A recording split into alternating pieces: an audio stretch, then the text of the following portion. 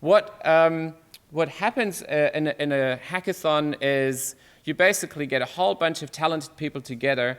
You have some ideas about data that you've got available to you and how to potentially use that differently, how to combine it, how to maybe combine it with other data that's publicly available, and to see what you can make of it. And it's literally hacking stuff together in a space of 48 hours and see what comes out.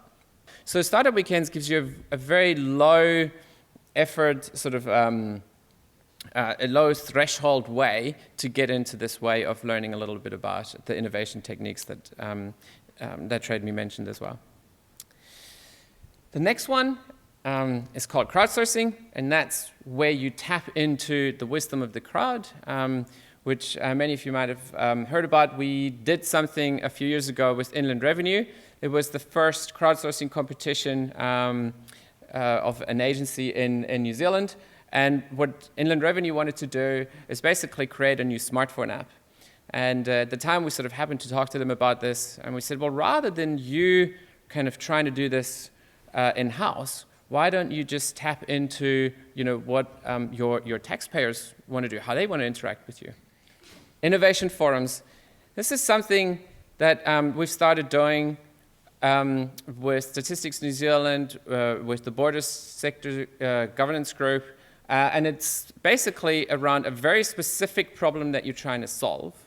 And to bring those tugboat teams together, multidisciplinary, cross-functional teams to solve a very specific problem in a very short time, usually about a week. And to really do a little bit of preparation beforehand, then come together, develop a solution, and then build it out really quickly.